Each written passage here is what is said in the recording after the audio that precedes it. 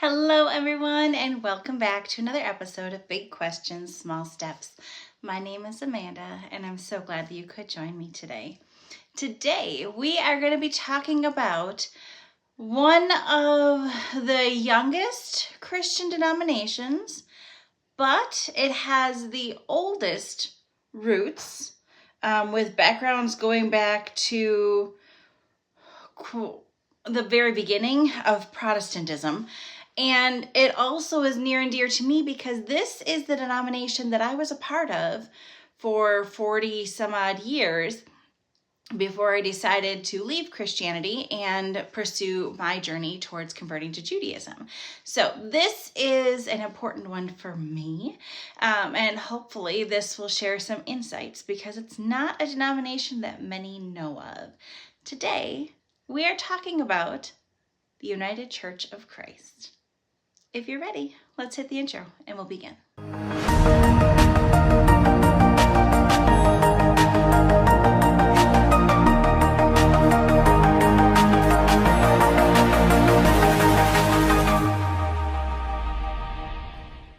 So within the United Church of Christ, as I said, it is one of the newer or youngest Christian denominations, but it has roots way back to the beginning of the Protestant era. United Church of Christ essentially came together from a bunch of different denominations that financially could not stand by themselves. So let's talk a little bit about the history in this one, and we'll do much like we have for all the rest of the denominations, and I'll give you more information in smaller segments to come. But today we're going to focus on the history. So the United Church of Christ is known by and large as the United and Uniting Church. Now, what do they mean about that? I would be glad to tell you. Basically, the United Church of Christ is focused more on what makes different groups similar as opposed to what makes them different. Again, the United Church of Christ came about because it was a bunch of different denominations that financially and number-wise could not sustain themselves individually. So they ended up merging until they formed the United Church of Christ to be in a better financial place. So let's talk about where they came from. So way back in the Reformation era, there was that very famous Lutheran monk, Martin Luther. He wasn't a Lutheran monk at the time. He was a Catholic monk. But he became known as this person who had some grievances. The 95 Thesis is what he put on his church's door. And it was problems that he had with the church. Okay, and around that time, after Martin Luther made his stance, a group of people followed him, and they were Lutherans. And then there were a bunch of people that followed as well, but they were kind of on the tail end of the Lutherans. Okay, that's essentially where the United Church of Christ begins. So basically, it's messy. It's messy. I'm just going to say that up front. So it initiated with the Lutheran Church, but it was different than the traditional Lutheran Church as it is now. So those tail end of people, there were things that they did not agree with that the rest of the Lutheran Church agreed with. That was different than what the Catholic Church agreed with. Basically, that tail end of people had specific differences, and I have 5 of them highlighted. Number 1, they did not like the imagery and the instrumental music that was very common in Catholicism. Not that they were against imagery, not that they were against music, but they wanted to make a very clear or very stark difference between what they were and Catholicism. They didn't want to be misconstrued by the general public as that they were Catholic. They were not, and they thought that was a hard line. The second thing that was different was the Lord's Supper. In Catholicism, they have what's known as a Eucharist. So they have bread and wine, or some wafer-like substance instead of bread. But they believe that through transubstantiation, when they do the blessing, it actually turns into Jesus's body and Jesus's blood. And so those are holy things. The United Church of Christ and those people who didn't quite follow into the Lutheran group, they were that tail end that would eventually become United Church of Christ. They believed that really they were just ways of remembering Christ's sacrifice. It was a spiritual presence, a spiritual representation of it. It was all figurative and just supposed to help you remember. It was not his actual body. It was not his actual blood. And that is what they believe to this day. Okay. They also do have grape juice instead of wine for those who choose to do that. Okay. The third thing to talk about is salvation. So many believe that salvation is only achieved through the church, or salvation is only achieved through your acts. The United Church of Christ, or that small group of people that didn't quite follow the Lutheran movement that eventually morphed into the United Church of Christ, they believed that salvation came by faith in God's grace. So they believe that this is just a gift that God has given to people, and as long as you accept the gift, then you're saved. That's what the United Church of Christ believes. Okay. The next thing that they're looking at is that good works were consequences of union with Christ in faith, not salvation. So good things happen because of your relationship with Christ. Good things don't happen because you're saved. You're saved if you accept the gift that God gave you. Good things happen because you are surrounding yourself with good people and God and Christ's love. And so that brings more good things to you. That's a strong belief of theirs. And then the last thing is they very much believe in what's something called the Heidelberg Catechism. And we'll get into that more on a different video. But basically it was this adopted confirmation curriculum that was questions and answers and stances that unified the German Reformed Church in 1563. And this Heidelberg Catechism was a cornerstone in the United Church of Christ for a long time. When I went through confirmation, we did not utilize the Heidelberg Catechism, but my parents do remember having the Heidelberg Catechism, and it was very specific what you learned on which weeks.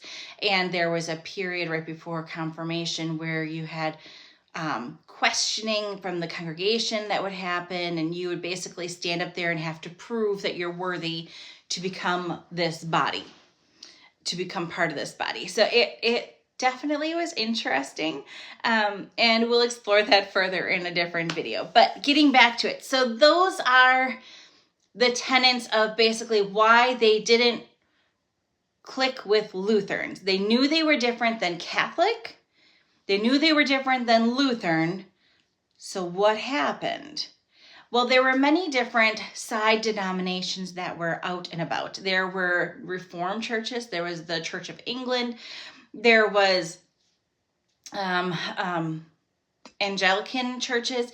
And so basically the members that are on the United Church of Christ now basically came from everywhere, but they had grievances or problems with their current practices. Okay? So they eventually joined together when different movements started to move. And it really started kicking off when there was a resettlement, a movement, migration, whatever you want to call it, to Northern America, known as United States of America. When that transition happened, that's really when it took a stronger hold. Okay, so by and large, United Church of Christ started from very strong German and Swiss roots. Okay, it really is compiled of a total of, I'm going to say 3 main movements that combined into the United Church of Christ. But also know that those 3 movements were comprised of multiple movements before them. Again, it was just a reconsolidation of all these different movements that at one time were big, and then they couldn't make it financially by themselves, so they joined together to keep it going. Okay, so the first one we're going to talk about was the German Reformed Church. And this, when this group came to the United States, that was actually the root of the church that I was part of. It was the German Reformed Church, and then it changed, and then it changed again. But German Reform, very strong in German and Swiss. They had services in German or Swiss, depending on their congregation. It tended to be made up of farmers, laborers, tradespeople, craftspeople, and they were people who had moved to find a better life, a way to support themselves, and they basically sold their future time, talents, and services to get to America. They had promised people wherever they were from these goods, services, these works to allow them to be funded to go to America. And that's a different mindset. It was a tough time back in Europe. There were people who were struggling to survive, and they just wanted to have the freedom to practice their religion and ask questions and not be subjected to torment and torture. And they saw this as their opportunity, so they took it. Basically, one of the main things about the German Reformed Church is they were very big about rejecting proselytization. So basically, like saying and speaking about how amazing your church is, or what wonderful things God does for you. They weren't big about showing and spreading that to other people. They were big about their actions do the work, and it should be the actions that draw people's attention, not necessarily what you're saying and how you're boasting in their opinion of what's going on. They worked very hard to fight against the proselytization, but also to strive for mutual identity, being able to be themselves and what they believe, while also respecting that they were also respecting what essentially they were prevented from obtaining in their previous countries. So German, Switzerland, Prussia, Sweden, like wherever they were from, whatever it was preventing them, the social constraints were preventing them from achieving their relationship with God, their financial wealth, whatever. They wanted to be able to be themselves, be who they were unapologetically. And so they had that in the German Reformed Church. Okay. Now, a big thing about the German Reformed Church is they were very strong, proud people, very Midwestern as far as they didn't say a lot, but when they did something, you knew.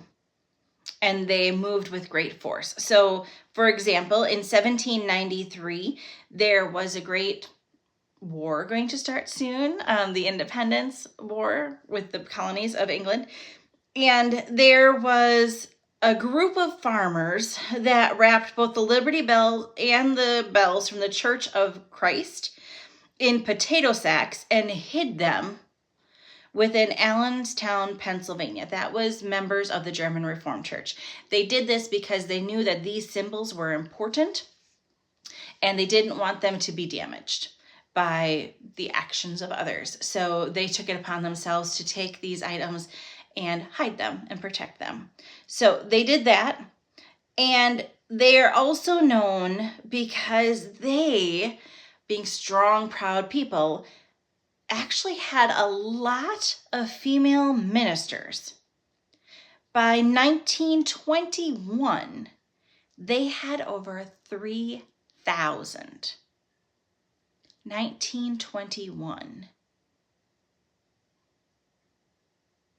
Can you imagine what it was like? At that time, women weren't allowed to have a voice in so many areas. You couldn't have a credit card didn't even have credit cards back then, but you couldn't have a credit card. You didn't have the right to vote. You didn't have all these availabilities to you. You were essentially property. But in the United Church of Christ, or what would become the United Church of Christ, as part of the German Reformed Church, as a woman, you could be accepted as a minister. And that was huge. That was huge. The German Reformed Church in particular saw women as powerful ministers because of their ability to connect with other people. So, intriguing. So, German Reformed Church is one of the parts that joined together to make the United Church of Christ. Another one of the parts is known as the evangelical church. Now, there are many evangelicals. There are some that are more on the Presbyterian side. There are some that are more on the Pentecostal side. There are more outspoken ones. There are more relaxed ones. The evangelical that they're speaking of are more of that tail end of the Lutherans. So the Lutheran group that went off, and then there was that bottom portion that just didn't quite fit, and that evangelical portion on that very bottom. They were very strong about supporting the neighborhood colonies. Again, it started in America in very strong German areas around the 19th century, German American church, and it was focused really on the frontier of the Mississippi Valley. And they were focused on supporting their neighbors, supporting their community, making sure that they had enough to rely on each other and have someone to turn to. They essentially they were individual churches. They essentially joined together in 1793 to become the Evangelical Synod. Later on, that Evangelical Synod many would choose to join part of the Lutheran movement. But again, a small portion of that also fit more in the United Church of Christ. So they kind of broke off in different ways. Okay. The next area, I'm going to back up. So there was conscientious carriers. So every tradition from the Reform movement, from the Lutheran traditions, they carried with them whatever they had in the England, European area over to America. And they continued some of those traditions because that's what they were used to. And that is what they found important. So that individuality was important when it came to their own churches. Many of the people who would organize in a colony came from roughly the same area. My little town in Wisconsin, most of the people from this area that immigrated here were all from the same general area. Not necessarily the same city, but the same general area. They have a lot of the same skill sets, a lot of the same mindsets. They have a lot of the same traditions. So it was just something that happened. But basically, holding on to those different things, the German Reformed Church and the Evangelical Church, by 1934, they couldn't exist by themselves anymore.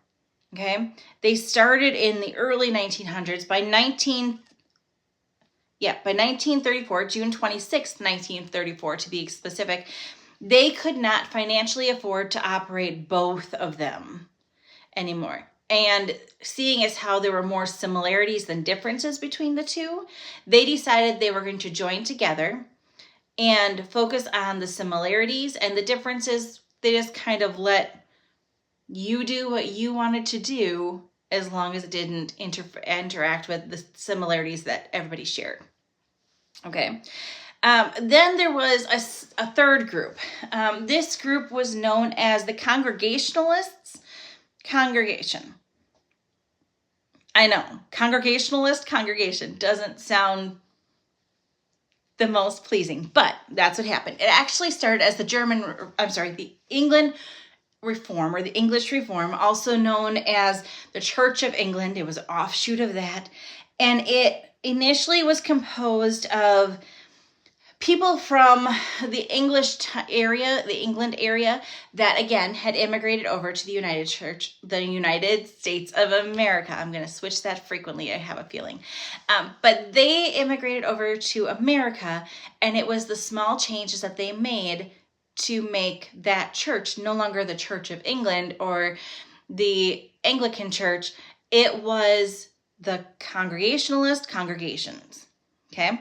So what was so different? Glad you asked. Let me tell you about it.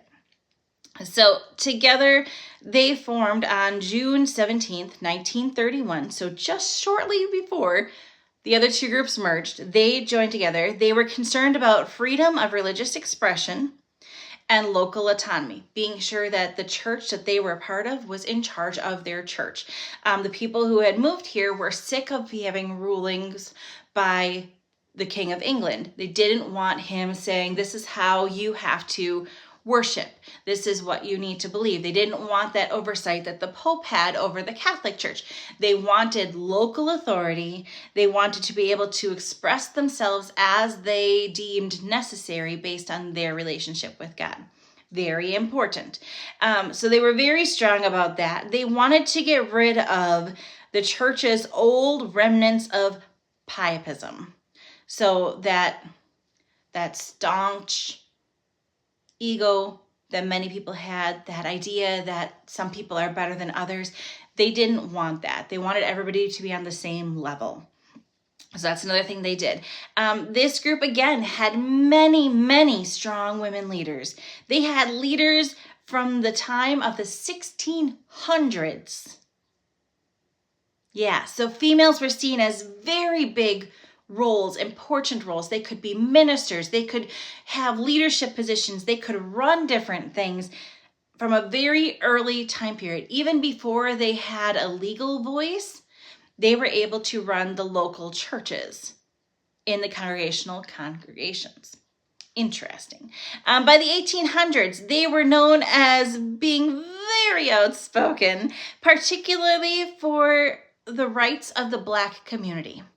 They were frequented by speakers such as Harriet Tubman, Frederick Douglass, Sojourner Truth, and they were well-known speakers. If they were not speaking at your church, they would be speaking in such a way that you would hear about what they said, either by printed notifications, or if they were lucky enough to have someone record some of the materials and record that in print form, because they didn't have recorders back then, like telephone recorders or things like that. So you would have these speeches translated so that everybody could hear these words of wisdom from these amazing speakers.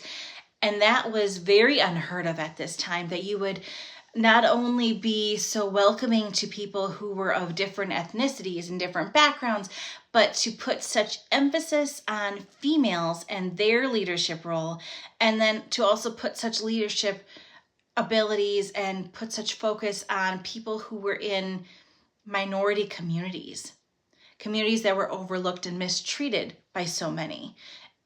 It was certainly jarring to many. And that was something that the Congregationalist congregations took on with great pride, that they stood strong on social justice eras and really spoke out about that. It was amazing. So basically the Evangelical and the Reformed Church, so the Evangelical and Reformed Church, they joined together with the Congregational Congregations Church. They all shared a strong commitment to Christ, and that they were very strong about having freedom of religion and freedom of expression of that religious ability. All of them were founded on the authority of the Bible. They believe that the Bible is the supreme law, essentially. And they were more concerned about what united Christians, what they believed that was the same, than what divided them. So that's why they're known as the United and Uniting Church. On June 25th, 1957, those three main denominations, the Congregational Church and the Evangelical Church and the German Reformed Church. Those three combined to form what is now known as the United Church of Christ. Now, when it was formed in 1957, there were over 2 million members. 2 million members. And there were more than 7,000 churches.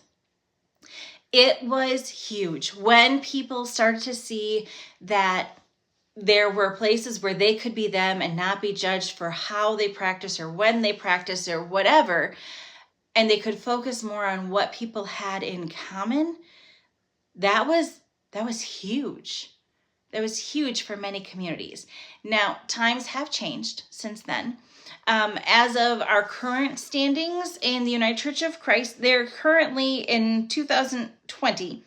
It had decreased to less than 1 million members. They're currently at 802,256 members is their most recent membership drive. And they are down to just under 5,000 congregations. They're at 4,852 congregations. So it is certainly decreasing as more people are taking that ability and that foundation of freedom of religious expression and taking that to different degrees. So many people are leaving and they're going to different denominations, such as non-denominational or Protestant or Presbyterian. They might be going to Pentecostal, but many of them are just fading into non-practicing Christians, and they'll say that they're more spiritual than belonging to a different denomination.